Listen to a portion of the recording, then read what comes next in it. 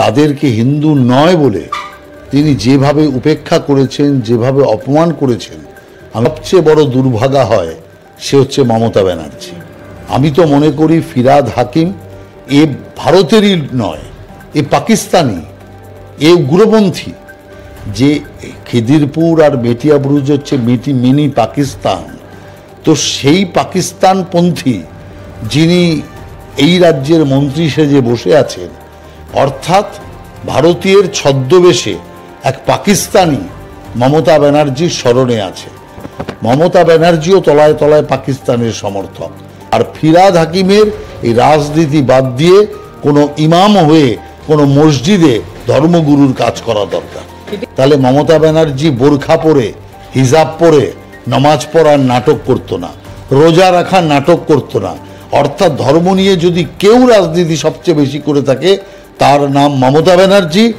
আর এদিকে রোজা যখন চলছে তখন মমতা দেবী, মমতা বিবি সেজে সেখানে মুসলমান ঠকানোর কাজ করছে। তো মণিপুর নিয়ে এত চিৎকার, রাহুল গান্ধী বারবার মণিপুর চলে গেলেন, একবারের জন্য তো চোপড়া এলেন না। এবং মমতা ব্যানার্জি স্বয়ং একজন মহিলা হয়েও চোপড়ার ঘটনাকে তিনি কোনোভাবেই নিন্দা প্রকাশ করেননি। মণিপুর নিয়ে মমতা ব্যানার্জির বিবৃতি থাকতে পারে, চোপড়ার মহিলা অত্যাচার নিয়ে বিবৃতি নেই কেন? মমতা ব্যানার্জি চুপ কেন? মমতা ব্যানার্জি পশ্চিমবাংলার প্রত্যেকটা ব্লকে ব্লকে একটা করে শাহজাহান বসিয়েছে।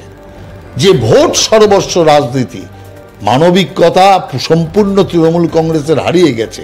মস্তান আর একমাত্র সমাজদ্রোহীদের নিয়েই তৃণমূল কংগ্রেসের রাজনীতি।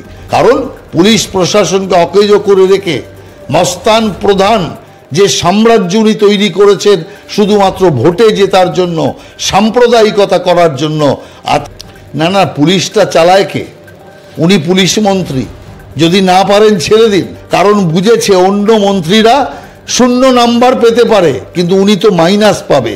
পুলিশ দপ্তর মমতা ব্যানার্জি ফেল, যেটা স্বাস্থ্য দপ্তর তারও মন্ত্রী কিন্তু মমতা ব্যানার্জি, সেখানেও তিনি ডাহা ফেলের ফেল। যদি সামলাতে না পারে ক্ষমা চেয়ে ওই দুটো পদ ছেড়ে দিক, অন্য কোনো কাউকে দিক, যদি তারা সামলাতে পারে। এর চেয়ে জঘন্য আর কিছু হতে পারে না। প্রশাসন যে সম্পূর্ণ বিক্রি হয়ে গেছে চোরেদের দ্বারা, এই স্তাবকদের দ্বারা কোনো যে শুদ্ধ কাজ হতে পারে না, সুষ্ঠু কাজ সম্পন্ন হতে পারে না। দেশের রঙও তো গেরুয়া আছে, সেই কারণে দেশময় গেরুয়া। গেরুয়ার বাইরে দেশ নয়, গেরুয়ার বাইরে বিজেপি নয়, গেরুয়ার বাইরে তৃণমূল কংগ্রেসও নয়। সেই কারণে গেরুয়াটা মুছে ফেলুক না ওদের পতাকা থেকে। কোনো দ্বন্দ্ব এখানে নেই। বিজেপি আছে এবং ইউনাইটেড আছে। তৃণমূল কংগ্রেসের মতো মমতা ব্যানার্জি আর অভিষেক ব্যানার্জির দ্বন্দ্ব নেই, আর পোস্টার পড়া নেই। নতুন তৃণমূল আসছে, পুরনো তৃণমূল বিদায় হবে। একক ব্যক্তির নেতৃত্বে মমতা ব্যানার্জির মতো বিজেপি চলে না। বিজেপি কোনো প্রাইভেট লিমিটেড কোম্পানি নয়। আমরা সবাই রাজা, আমাদেরই রাজার রাজত্বে। এটা নমস্কার, আপনারা দেখছেন বিবিধ.in, আর আপনাদের সঙ্গে আমি রয়েছি সন্দীপন। দেশ সহ বাংলার রাজনীতির পরিস্থিতির পারদ একেবারে চরমে। লোকসভা অধিবেশন শুরু হয়েছে সংসদে, আর তার সঙ্গে বঙ্গেও যে রাজনীতি চলছে সেই নিয়েও বিতর্ক। আর এই সব কিছু নিয়েই বলা যেতে পারে বঙ্গসহ দেশের রাজনীতি উত্তপ্ত। আর এই সমস্ত বিষয়ের প্রশ্নের উত্তর খুঁজতে আমরা চলে এসেছি বিজেপি নেতা রাহুল সিনহার কাছে। রাহুলবাবু, প্রথমেই আমাদের চ্যানেলে আপনাকে স্বাগত। নমস্কার।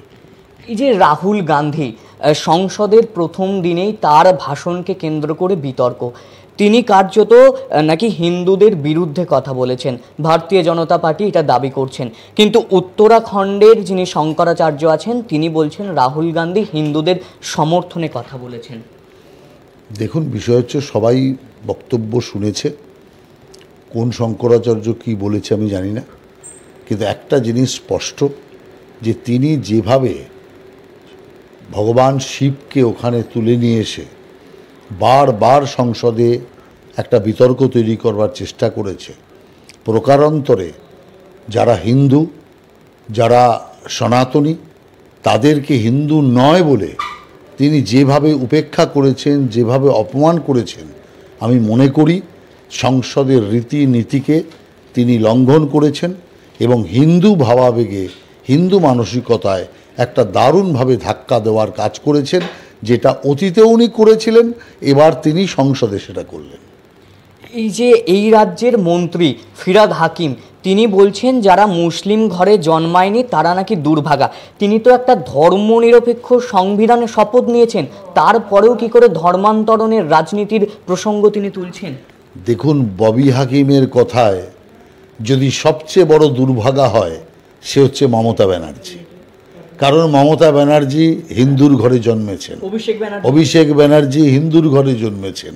অতএব এই প্রশ্নের উত্তর মমতা ব্যানার্জিকে জিজ্ঞাসা করুন। আমি তো মনে করি ফিরহাদ হাকিম এ ভারতেরই নয়, এ পাকিস্তানি, এ উগ্রপন্থী। তার কারণ হচ্ছে যে প্রকাশ্যে দাঁড়িয়ে মিটিংয়ের মধ্যে বলে যে খিদিরপুর আর মেটিয়াবুরুজ হচ্ছে মিনি পাকিস্তান, তো সেই পাকিস্তানপন্থী যিনি এই রাজ্যের মন্ত্রী সেজে বসে আছেন, অর্থাৎ ভারতীয়ের ছদ্মবেশে এক পাকিস্তানি মমতা ব্যানার্জির স্মরণে আছে। কিন্তু মমতা ব্যানার্জি তাতে কিচ্ছু বলবে না। তার কারণ মমতা ব্যানার্জিও তলায় তলায় পাকিস্তানের সমর্থক, যে কারণের জন্য আজকে পশ্চিমবাংলা একটা ভয়ঙ্কর থ্রেটের মুখে রয়েছে। তাই আমরা মনে করি এই জাতীয় যারা দেশ বিরোধী শক্তি, যারা সনাতন বিরোধী শক্তি, তাদের বিরুদ্ধে সমস্ত সনাতনী মানুষের এক জায়গায় আসা দরকার। আর ফিরহাদ হাকিমের এই রাজনীতি বাদ দিয়ে কোনো ইমাম হয়ে কোনো মসজিদে ধর্মগুরুর কাজ করা দরকার। কিন্তু এই রাজ্যের শাসক দলই তো বলে তারা ধর্ম নিয়ে রাজনীতি করে না।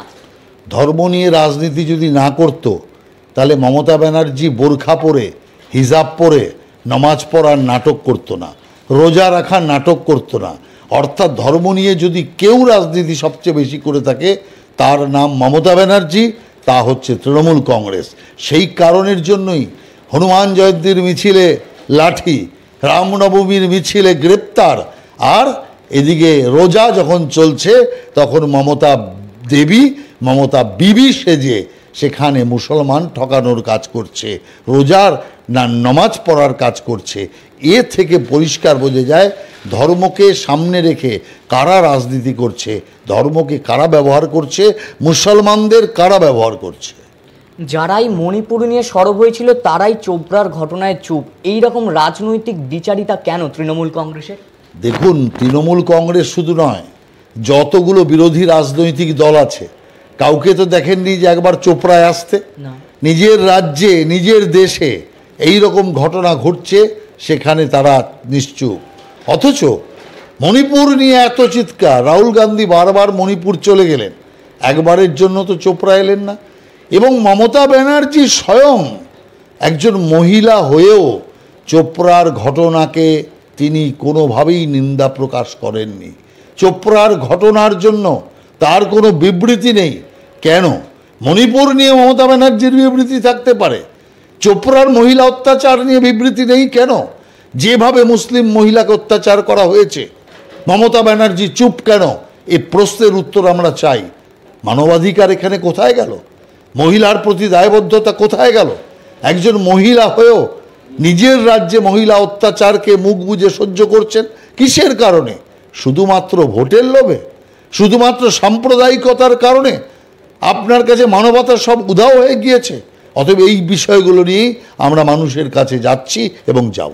শহর থেকে জেলা যেদিকেই তাকানো হচ্ছে সেদিকেই গণপিটুনি, নাম উঠে আসছে জেসিপি বুলেটের মতন। আবার বিরোধীরা বলছেন যে সেখানে আবার মমতার দলে নাকি বাঘও আছে, সিংহও আছে। তাহলে তার দলে কি মানুষ নেই? দেখুন, বিষয় হচ্ছে এই যে শেখ শাহজাহান, মমতা ব্যানার্জি পশ্চিমবাংলার প্রত্যেকটা ব্লকে ব্লকে একটা করে শাহজাহান বসিয়েছে। সেই শাহজাহানদের মধ্যেই জয়ন্ত সিংহ, সেই শাহজাহানদের মধ্যেই আপনি দেখতে পাচ্ছেন জেসিবি, এই রকম সমস্ত শাহজাহান চারিদিকে ছড়িয়ে দিয়েছে। দেখছেন না শাহজাহানকে বাঁচানোর জন্য কিভাবে সুপ্রিম কোর্ট দৌড়াচ্ছে, রাজ্যবাসীর করের টাকা খরচা করছে? তার মানেটা কি দাঁড়ালো? তার মানে দাঁড়ালো এটাই যে ভোট সর্বস্ব রাজনীতি। মানবিকতা সম্পূর্ণ তৃণমূল কংগ্রেসের হারিয়ে গেছে। হারাবে না কেন? মস্তান আর একমাত্র সমাজদ্রোহীদের নিয়েই তৃণমূল কংগ্রেসের রাজনীতি, তাদের নিয়েই তৃণমূল কংগ্রেসের দৌরাত্ম্য। সেই কারণে আজকে মমতা ব্যানার্জির হাতেও নেই এই রাশ, আগামী দিন আরও থাকবে না। কারণ পুলিশ প্রশাসনকে অকেজ করে রেখে মস্তান প্রধান যে সাম্রাজ্য উনি তৈরি করেছেন শুধুমাত্র ভোটে জেতার জন্য, সাম্প্রদায়িকতা করার জন্য, আজকে সেই সাম্প্রদায়িকতার বিষময় ফল তৃণমূল কংগ্রেসকে ভুগতে হচ্ছে। আগামী দিন সারা রাজ্যের মানুষকেও ভুগতে হবে। এই যে আপনি পুলিশের কথা বললেন, মমতা বন্দ্যোপাধ্যায় অর্থাৎ মুখ্যমন্ত্রী নিজে বলছেন যে পুলিশ তো অস্ত্র উদ্ধার করবে, তিনি গিয়ে কি অস্ত্র উদ্ধার করবেন? না না, পুলিশটা চালায় কে? উনি পুলিশ মন্ত্রী, যদি না পারেন ছেড়ে দিন। এক সময় তো নাম্বারের ব্যবস্থা করেছিলেন যে কোন কোন মন্ত্রক কত নাম্বার পাবে, দুবার করার পর বন্ধ করে দিয়েছেন। কেন? কারণ বুঝেছে অন্য মন্ত্রীরা শূন্য নাম্বার পেতে পারে, কিন্তু উনি তো মাইনাস পাবে, উনি শূন্য পাওয়ারও যোগ্য নয়। যেভাবে স্বরাষ্ট্র মন্ত্রক অর্থাৎ পুলিশ দপ্তর মমতা ব্যানার্জি ফেল, তেমনিভাবেই আমরা দেখছি যেটা স্বাস্থ্য দপ্তর, তারও মন্ত্রী কিন্তু মমতা ব্যানার্জি, সেখানেও তিনি ডাহা ফেলের ফেল। অতএব দুটো দপ্তর তার, দুটো দপ্তরই সামলাতে পারছে না। যদি সামলাতে না পারে ক্ষমা চেয়ে ওই দুটো পদ ছেড়ে দিক, অন্য কোনো কাউকে দিক, যদি তারা সামলাতে পারে। বর্ধমান 1 নম্বর ব্লকের বিডিও পঞ্চায়েত অফিসে বসে তৃণমূল নেত্রীকে আইবুড়ো ভাত দিচ্ছেন। বাংলা আর কি দেখবে? এর চেয়ে জঘন্য আর কিছু হতে পারে না। প্রশাসন যে সম্পূর্ণ বিক্রি হয়ে গেছে। একজন বিডিও ওখানে বসে দপ্তরে আইবুড়ো ভাত খাচ্ছে আর তৃণমূল নেত্রীকে প্রণাম করছে, এর চেয়ে জঘন্য তার কিচ্ছু হতে পারে না। এই অফিসাররাই তো নির্বাচনের সময় এরাই তো দায়িত্ব, এরাই নির্বাচন করায়, এরাই সমস্ত কিছু করায়, এরাই প্রশাসন চালায়, এরাই নীতি নির্ধারণ করে, এরাই দোষীকে নির্দোষকে বিচার করে, এরাই বন্যা খরাতে ত্রাণ বিতরণ করে। অতএব এই চোরেদের দ্বারা, এই স্তাবকদের দ্বারা কোনো যে শুদ্ধ কাজ হতে পারে না, সুষ্ঠু কাজ সম্পন্ন হতে পারে না, ওই ঘটনা চোখে আঙুল দিয়ে দেখিয়ে দিচ্ছে। মমতা বন্দ্যোপাধ্যায় দাবি করছেন বা বলছেন যে গেরুয়া রং নিয়ে নাকি বিজেপি রাজনীতি করছে। বিজেপির পতাকার প্রথমটাই তো গেরুয়া, অতএব গেরুয়া নিয়ে তো বিজেপি রাজনীতি করবে।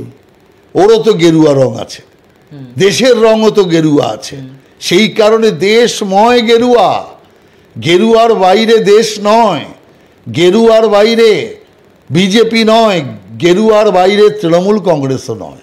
সেই কারণে গেরুয়াটা মুছে ফেলুক না ওদের পতাকা থেকে। নিজেদের পতাকাটাতে তো গেরুয়া নিয়ে খুব লাম্পজম্প করছে। আসল কথা হচ্ছে এই দেশ সনাতন কাল থেকে গেরুয়া, এই দেশের আত্মা গেরুয়া, এই দেশের ধর্ম গেরুয়া, এই দেশের কর্ম গেরুয়া। যে কারণে এই দেশের মুনি ঋষিদের গেরুয়া পোশাক সারা দেশকে এক শান্তির দিকে, পবিত্রতার দিকে নিয়ে যায়। আমাদের শেষ দুটি প্রশ্ন। বিরোধীরা বলছেন এটা বঙ্গ বিজেপি নয়, এটা শুভেন্দু বিজেপি। সে ওরা কি বলছে না বলছে আমরা জানি না। বলতে চাইছে আদি নব্যের দ্বন্দ্ব, কোনো দ্বন্দ্ব এখানে নেই। বিজেপি আছে এবং ইউনাইটেড আছে। তৃণমূল কংগ্রেসের মতো মমতা ব্যানার্জি আর অভিষেক ব্যানার্জির দ্বন্দ্ব নেই, আর পোস্টার পরা নেই। নতুন তৃণমূল আসছে, পুরনো তৃণমূল বিদায় হবে এবং তারপরে মারপিট, দাঙ্গা হাঙ্গামা। পুলিশকে তো অধিকাংশ সময় তৃণমূল আর তৃণমূলের দ্বন্দ্ব মেটাতেই ব্যস্ত থাকতে হয়। নব্য তৃণমূল আর আদি তৃণমূলের লড়াই, কতজন খুন হয়েছে। অতএব সেই কারণে যারা নব্য আর আদির লড়াই করে মারা যাচ্ছে, তারা অপরকে আঙুল দেখাচ্ছে কেন? নেতা বদল নাকি নীতি বদল, এই পরিস্থিতিতে দাঁড়িয়ে কি বলবেন? বুঝলাম না। নেতা বদল নাকি নীতি বদল এই পরিস্থিতিতে, মানে রাজ্যের ক্ষেত্রে? না না না, বিষয় কিছু বদল কোনো কিছুই নেই। বিজেপির নীতিতে কায়েম আছে, আর নেতৃত্ব কোনো বিষয় নয়। বিজেপি পার্টি কোনো একা লোক চালায় না, বিজেপি পার্টিটা সম্মিলিতভাবে চালানো হয়, সবাই মিলে পার্টিটাকে চালায়। অতএব সেই কারণের জন্য কোনো একক ব্যক্তির নেতৃত্বে মমতা ব্যানার্জির মতো বিজেপি চলে না। বিজেপি কোনো প্রাইভেট লিমিটেড কোম্পানি নয়, বিজেপি একটা যৌথ প্রয়াস। অতএব সেই যৌথ প্রয়াসে আমরা সবাই রাজা, আমাদেরই রাজার রাজত্বে, এটাই মেনে আমরা চলি। আমাদের সঙ্গে এতক্ষণ ছিলেন বিজেপি নেতা রাহুল সিনহা। কার্যত তার দাবি বিজেপি কোনো প্রাইভেট লিমিটেড নয়, বিজেপি একটা যৌথ সংগঠন বলা যেতে পারে বা যৌথ প্রয়াস, যেখানে সবাই রাজা তাদের রাজত্বে, প্রজা বলে কেউ রাজা বলে এইভাবে ছোট করা হয় না এই দলে। আমাদের সঙ্গে এতক্ষণ থাকার জন্য অসংখ্য ধন্যবাদ আপনাকে। নমস্কার।